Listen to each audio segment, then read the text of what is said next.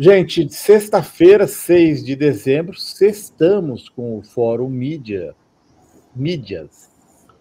E eu hoje, viu, Ivan e Antônio Melo, eu vou apenas cumprir uma promessa que eu fiz ontem a uma leitura, a uma internauta, que acho que é a Rita, que queria saber dos livros do Lúcio Flávio Pinto. Ontem eu falei aqui da questão da Lei Candir, né?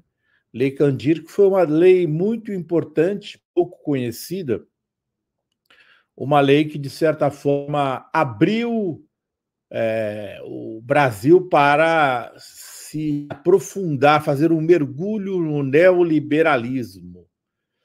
É uma lei de 1996, é uma lei que autoriza a exportação de minério e de outros bens não industrializados sem pagamento de ICMS. É uma lei que foi feita para a privatização da Vale e para a entrega da nossa maior reserva mineral, que é de Carajás, né? Ali foi um ponto de inflexão, de mergulho do Brasil no neoliberalismo. Tinha começado com o Collor, que depois caiu, e aí foi retomada pelo Fernando Henrique Cardoso, e o Lúcio Flávio Pinto, ele conta as histórias, né, da Amazônia, como ninguém conta. Ele mora... então, eu fiquei de mostrar os livros, né, de Belém. Então, eu estive em Belém, eu fiz uma entrevista com o Lúcio Flávio Pinto uma vez, para uma reportagem minha, mas eu queria mostrar que para a nossa leitura aqui, esse aqui é Grileiros e Juízes. Aqui ele mostra como que foi o processo de grilagem de terras no Pará. Essa aqui é sobre as hidrelétricas na Amazônia. Predestinação, fatalidade ou engodos hidrelétricas. Esse é um dos livros preferidos meus. Tucuruí, a barragem da ditadura. E aí ele mostra, por exemplo, o Lúcio Flávio Pinto, gente, é um jornalista, e ele mostra muito bem como é o processo de colonialismo interno no Brasil. Pô, um assunto pouco tratado, sabe, Ivan? Azenha, posso aproveitar que você falou, até fechei a câmera aqui para procurar, olha só o que eu tenho aqui do Lúcio Flávio Pinto, o famoso Jornal Pessoal, publicado Meu pelo Deus. Lúcio Flávio Pinto, né, no Pará. Eu o entrevistei em 2014 e ele me enviou 2 exemplares, né, desse jornal histórico por correio. Eu tenho 2 aqui, sempre tem uma ilustração muito legal na frente, né? Esse aqui, ó, por exemplo, ele é de maio de 2014 e o outro é também de maio de 2014. E é um jornal totalmente artesanal, né, Zen? O Lúcio Flávio Pinto ele faz sozinho esse jornal. Vendido nas bancas de Belém do Pará, né? Muito perseguido ele, tem até esse livro aqui que ele fala da perseguição. A agressão, imprensa e violência, né? Na Amazônia, ele trombou com a família mais rica, que é a família ligada à Globo local, foi alvo de processos. E ele fala muito desse processo de colonialismo interno, né? Pouca gente fala sobre esse assunto. Por exemplo, se você for lá na barragem de Sobradinho, parte dela que banha ali a Bahia, Pernambuco, você vai lá ver a produção de frutas, Ivan, para exportação, o capital todo é paulista, né?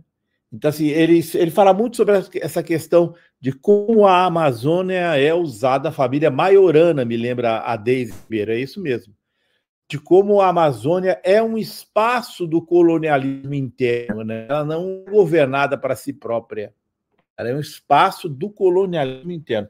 E eu gostei muito de Tucuruí, deste livro especificamente, que fala, né, que na ditadura, né, a argumentação para construir hidrelétricas na Amazônia muitas vezes é assim: olha, nós precisamos dar energia para os brasileiros. Faz todo sentido. Mas nesse caso específico, ela foi construída, o Shigeaki Ueki, um Nisei, era o ministro das energias no Brasil, e o Japão, naquela época, o Japão queria...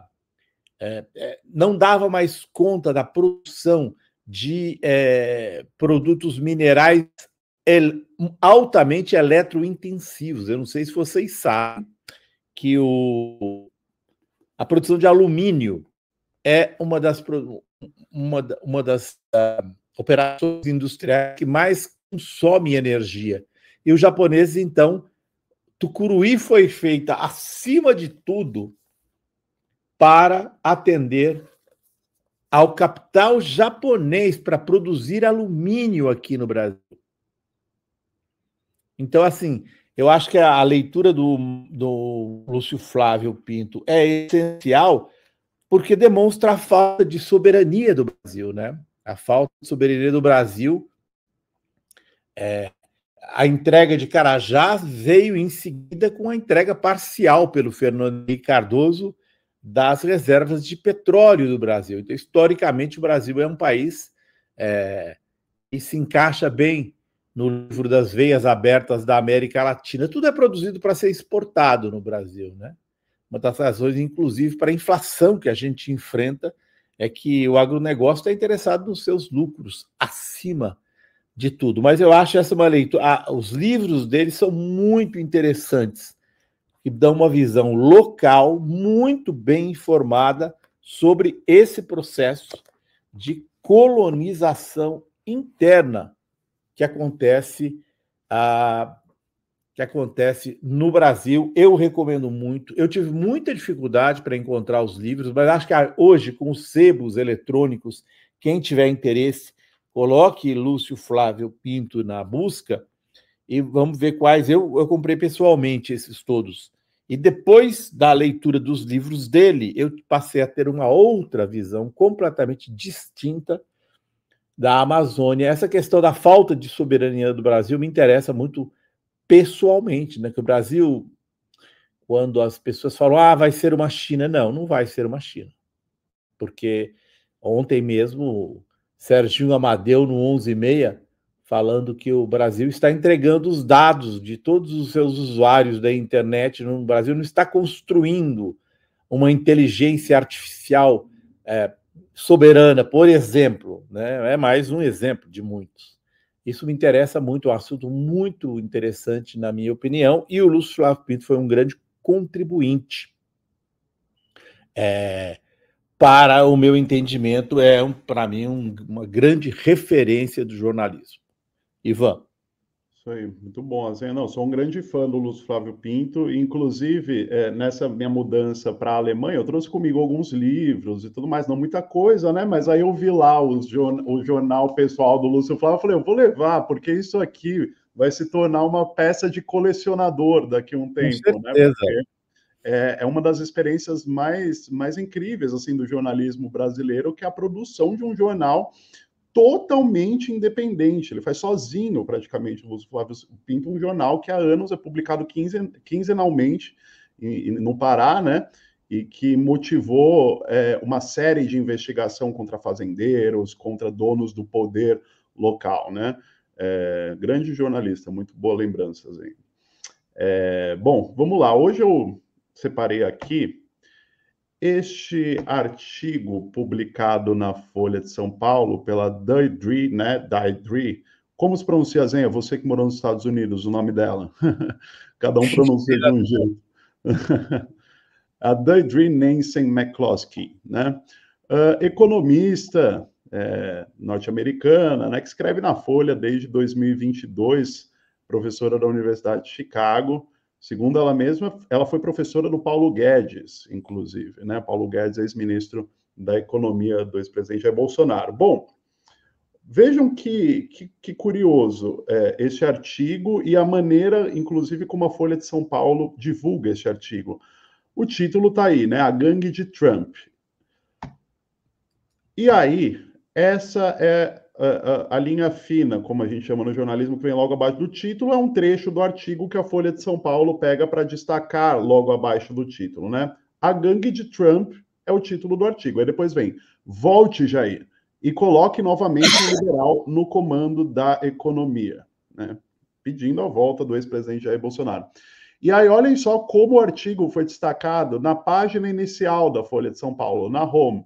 Vocês podem ver aqui no meio, a Deidre. Volte, Jair, e coloque novamente um liberal na economia. Vamos lembrar, o título do artigo é esse aqui, A Gangue de Trump. Como que a Folha de São Paulo destacou na página inicial? Volte Jair. Né? Isso, o pessoal viu esse artigo ali destacado na página inicial da Folha e já começou uma repercussão muito forte nas redes sociais. Né? Olha só, a Folha de São Paulo tirando a máscara, apoiando o Jair Bolsonaro, e que, de certa maneira, corrobora um pouco com aquilo tudo que a gente vem falando nas últimas semanas. Né? A Folha de São Paulo cada vez mais bolsonarista, né? Passando pano para o Bolsonaro, entrevistando o ex-presidente, relativizando as investigações do ministro Alexandre de Moraes, a conduta do ministro Moraes na investigação do golpe, sobre o golpe de Estado no Brasil, né? Enfim, então eu queria destacar esse recorte feito pela Folha para destacar, né, o pedido da colunista pela volta do Jair Bolsonaro e do Paulo Guedes, né? E aí, sobre o artigo em si, o que ela fala? Ela critica o presidente eleito dos Estados Unidos, Donald Trump, porque, segundo ela, o Trump estaria cercado de idiotas, para finalmente chegar no Brasil e dizer, pelo menos o Bolsonaro escolheu para o seu czar da economia um excelente economista, um aluno meu na Universidade de Chicago naquela época, está se referindo aí ao Paulo Guedes, né? Ele não fez todo o trabalho contra a regulamentação absurda, contra as regulamentações absurdas que paralisaram a economia brasileira e certamente não fez o trabalho completo que a equipe de economistas verdadeiramente liberais do Milei está fazendo este ano na Argentina. Mas, pelo menos, ele sabia do que estava falando, disse aí a colunista no jornal Folha de São Paulo, e ela finaliza com este volte Jair e coloque novamente um liberal no comando da economia, né? Ela está simplesmente, né, reproduzindo num artigo exatamente o que deseja o mercado financeiro que hoje vem emparedando o governo Lula, né? A despeito do que Bolsonaro fez na pandemia do coronavírus no Brasil, a despeito da tentativa de golpe de Estado, a despeito de todas as atrocidades cometidas pelo ex-presidente, não, o importante é que o mercado esteja satisfeito, né, com as políticas neoliberais do Paulo Guedes, né, não importa se milhões de brasileiros estão passando fome, né, não importa se o índice de desemprego está nas alturas, o importante é seguir essa cartilha neoliberal, né, assim pensa a colunista da Folha, ultraliberal, professora da Universidade de Chicago, e que a Folha escolhe para destacar na sua página inicial, né? Então, é assinado por uma colunista, e a Folha de São Paulo, no seu espaço de editoriais, diz que, né, é a opinião dos colunistas, não é a opinião da Folha, mas nesse caso está ficando cada vez mais claro que essa é exatamente a opinião da Folha, né? Eles querem mais o retorno do Jair e sua tropa, né, na figura de Paulo Guedes. E para isso, publica artigo dessa professora de economia, entrevista o Jair Bolsonaro, né, relativiza a conduta do Alexandre de Moraes, né, tudo em nome da economia, né, mas a troco de quê? Por hoje é isso, Azen e Melo. Pois é, e a gente tem visto pela Folha aí que é o que ela vem defendendo aí o Bolsonaro há um bom tempo, né? Mas eu trouxe aqui, ontem escrevi uma coisa lá na Folha e antes eu dei uma pesquisada, inclusive achei isso aqui lá no meu blog, isso aqui é de 2015. Olha que coincidência, olha os destaques de manchetes na época, governo Dilma, 2015. Cinemas do país têm maior crescimento em 4 anos, apesar da crise. Apesar da crise, a indústria tem projetos de 34 bi no Mato Grosso do Sul. Apesar da crise econômica, a companhia aérea reforça a presença do Brasil. A arrecadação de impostos de pequenas empresas cresceu apesar da crise. Apesar da crise, 55% das... É incrível! Tudo do governo, todas as medidas vinham acompanhados de um apesar da crise. Apesar da crise, Riachuelo vai inaugurar mais 40 lojas em 2025. Apesar da crise econômica, a companhia aérea reforça a presença no Brasil. Não é exatamente o que a gente tem visto todo dia, quando é anunciado que bateu o recorde de desemprego, quando bateu recorde de entrada de dinheiro, e a ideia de que o Brasil vive uma crise. Nós estamos... A pesquisa mais importante que teve nos últimos tempos foi essa daí do mercado, avaliação do mercado. 90% deles são contra o governo Lula. Então, fica claro que nós estamos sob ataque, como estava o governo da presidenta Dilma em 2015, igualzinho, o mesmo tipo de ataque, o mesmo tipo, com as manchetes cheias de adversativas. Aqui eles não tinham nem criatividade, usavam a mesma, ou apesar da crise em tudo, né?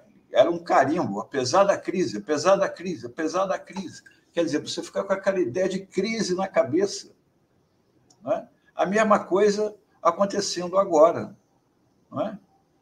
E aí as pessoas têm que prestar atenção nisso, porque nós estamos, ao mesmo tempo que nós temos que pressionar o governo, nós temos que ter no horizonte o que está acontecendo. Em 2026 nós temos eleição, e a verdade verdadeira é que nós só temos um nome para barrar a volta da extrema-direita ao poder, que se chama Lula.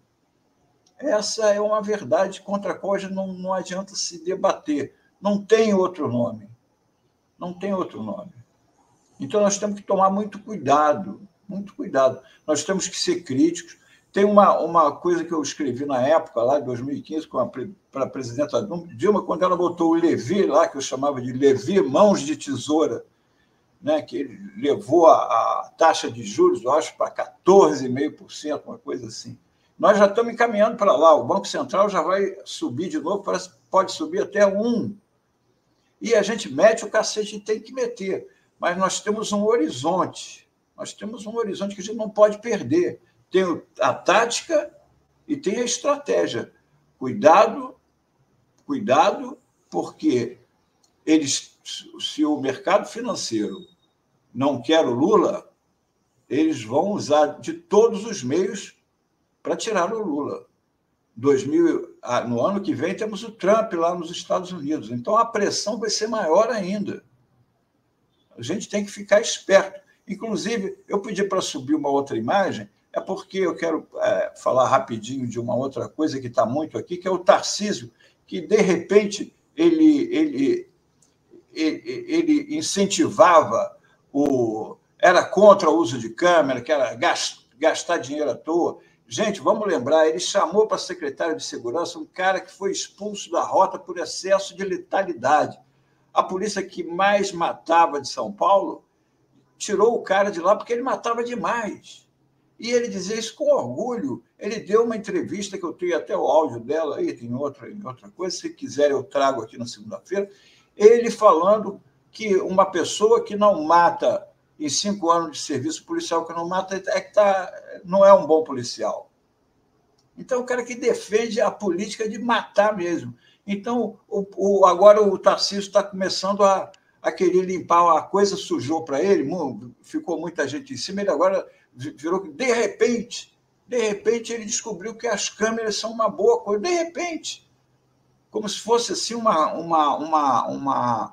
uma nave espacial que deixou o Tarcísio. Atenção às câmeras na polícia. Isso já está desde 2021. Ele é governador desde 2022. O incentivo dele a que os policiais abrissem mão de não ligassem lá a câmera, todos os índices mostram, a partir do governo Tarcísio, a letalidade policial aumentou em São Paulo em 2023 e 2024. Quando isso foi denunciado, eles cinicamente mostraram que os dados deles estavam semelhantes a 2019 e 2020, exatamente. Mas o que coincidentemente, 2019 e 2020, eles não tinham câmera nos policiais. Quando passou a ter, 2021 e 2022, os índices caíram. E quando o Tarcísio entrou no governo, criticando as câmeras, os índices subiram. Agora que está acontecendo essa crise, que a violência coincidentemente estourou no mesmo dia, ele está querendo posar de um sujeito decente. Ele não é mais o policial do Haiti, que ele foi, né, capitão lá no Haiti, no massacre. Ele agora quer ser o Tarcísio de terno e gravata. Mas aí, olha só, o prendedor de gravata do Tarcísio. Mostra lá a imagenzinha. Olha o prendedor de gravata dele. É uma metralhadora, meu amigo. É uma metralhadora. É isso que significa o governador. É esse cara que querem botar na presidência da República. Olha o que ele sinaliza para a população. Não, e o pior, Melo, e o pior é que ele agora falar que ele estava errado ao ser contra as câmeras corporais nos policiais é o discurso perfeito para a mídia coroá-lo como moderado, né? Como moderado. Terceira via, né? A mídia a Folha de São Paulo, a Globo, né? A gente já vinha falando aqui que o Tarcísio é o novo Bolsonaro, o Bolsonaro limpinho, né? Moderado e sabe, que o Bolsonaro que come de talheres, né? Digamos assim. E agora ele levantou para a mídia cortar, né? Como se diz no vôlei, né? Ele fez uma declaração que serve exatamente para coroar esse discurso de que Tarcísio seria o moderado, né? Ele sabe voltar atrás quando houve críticas. Ele é um homem ponderado. Tá certo. Era isso por hoje. Mauro, um abração grande para você, tudo de bom, felicidade nos seus novos caminhos. Seja feliz, que você merece. Obrigado, homem. Obrigado mesmo. É isso, Mauro. Eu também queria agradecer aqui, aproveitar para me despedir e desejar tudo de melhor para você no seu nova jornada, nos seus novos projetos, enfim, agradecer esse tempo que a gente pôde compartilhar um pouquinho aqui no Fórum Café.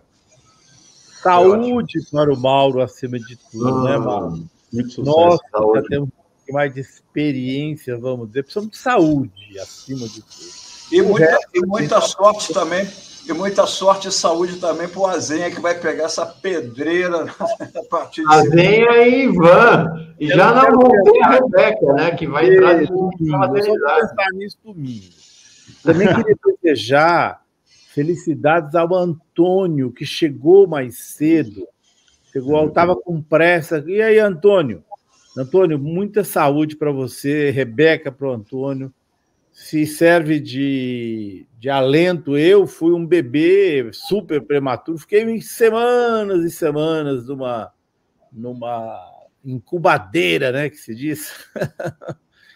Então, embora haja muitos riscos, também traz resiliência para a gente. Então, muita saúde para o Mauro Lopes, muita saúde para o Antônio, um novo sagitariano.